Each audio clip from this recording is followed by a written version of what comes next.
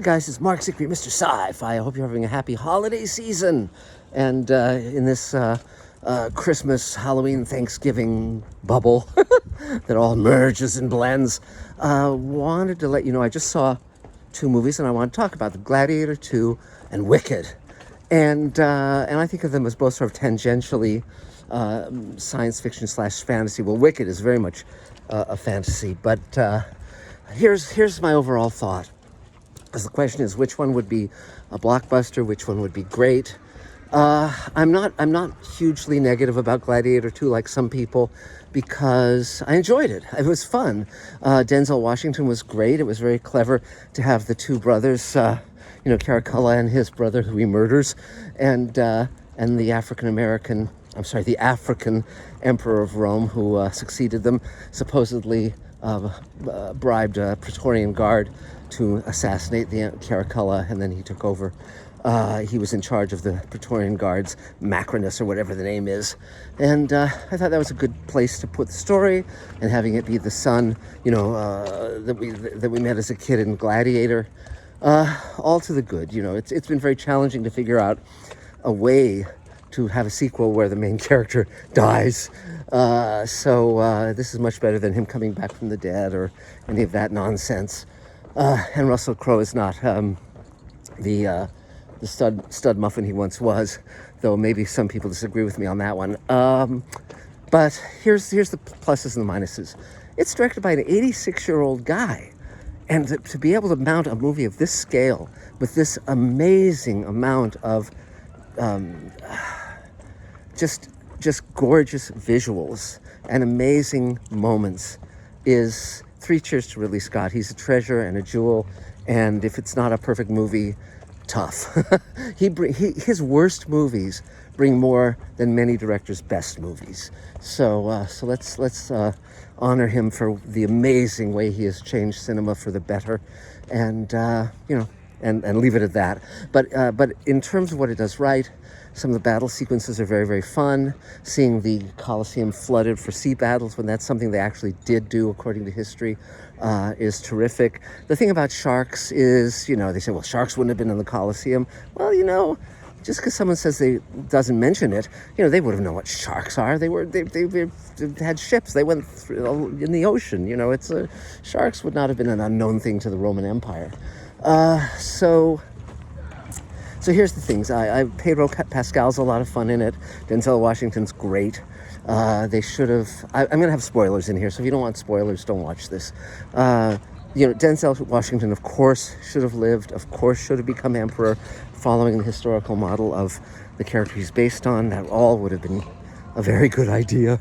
Because here's the main problem. When you have a main character who's supposed to be really good at something, you want him to be really good at that thing. And so in the initial Gladiator, Russell Crowe is a general when we meet him, and he's a terrific general, and he really knows how to command men, and not just that, the loyalty of men.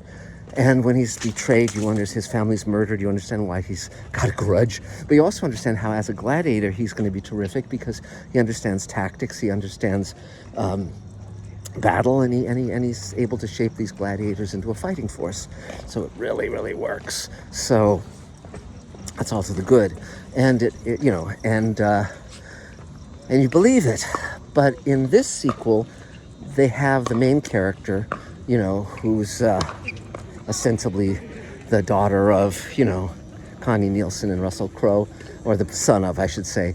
And is he a general? Is he even in the military? No, he's not a general. He doesn't seem to be in the military. I have no idea what he does for a living, other than just kind of love the woman who's going to get very quickly killed, to give him a grudge against the general. But the plot has twists and turns that don't really track. And if they, it needed another draft. It needed to track, because if our hero sees Denzel Washington as the person who's going to destroy everyone that he has a grudge against, then the thing would work. He would be aiding and abetting Denzel Washington's rise to power. But the problem is, the moment you have him say, no, I'm not going to be your instrument, I'm not going to be anyone's instrument, I just want vengeance, well, and then all of a sudden Pedro Pascal becomes his pal, and and sacrifices his life for him, essentially, Then what do? Then you end up with Denzel Washington fighting our gladiatorial hero, and that doesn't work. And, the ending kind of just, it's like, okay, the ending is because they need an ending, but it's not a good ending. It really doesn't work, because at the end of it, our gladiator hero is, what's he going to be? Is he going to become emperor? He has no interest in it, and seemingly no ability.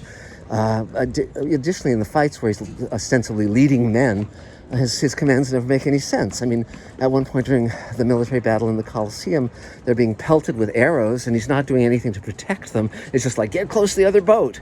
Well, wait a minute, what about the arrows that are raining down? So it's he's the hero because we say he's the hero, not because he deserves to be the hero. Also, the actor who plays the lead really doesn't have the gravitas to be the lead. I think another actor might have been better chosen. Certainly Russell Crowe was great in the role, and he had that weight of, just presence that made it work. But all of that said, it's still a fun movie. It's worth it for Denzel. It's worth it for how Rome is conjured up. You have a guy riding a rhino and saying, well, they wouldn't have ridden rhinos. Well, okay, maybe not. But I just found a book that I'm getting via eBay called Ride the Rhino, which has a girl riding a rhino. So, it's possible. And, but I love the way that whole time and place is conjured. And as a fan of the Roman Empire, in terms of, I just love the history, and it's fascinating.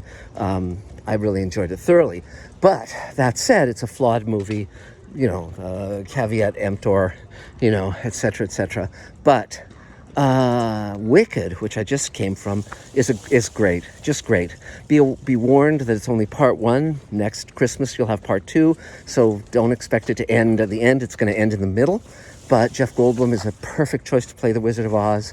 The two leads, playing Glinda and Ephelba, are terrific. Singing is great, though sometimes you can't understand what people are singing. They could have stood on that a little more. I very much look forward to seeing it with subtitles, so I can understand what they're singing about in many cases. But cast is great. The visuals are great. The production design is great. It's just a wonderful, wonderful film, and I think it will stand the test of time as a classic. Hopefully the second half will be as good. This is significantly expanded from the runtime of the play, but that said, I found it entertaining, entrancing, magical, shall we say, surprising, and just a wonderful job all around. So I can highly, highly, highly recommend it. So that's about it for now. I'm going to go have dinner with my beloved here on Thanksgiving, and we had Thanksgiving with my family yesterday, my brothers and their children and spouses and so on and so forth.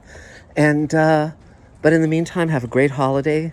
Be close to the people you love.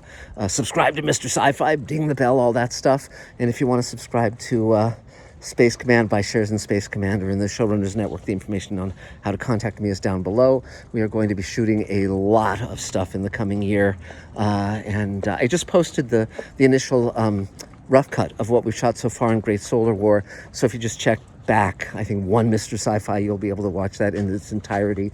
No music yet, no visual effects, but still a lot of fun. So that's about it for now, guys, and we'll talk again real soon. And remember that there are many magical people in the world, and not all of them are frauds. So we'll talk soon. Bye, guys.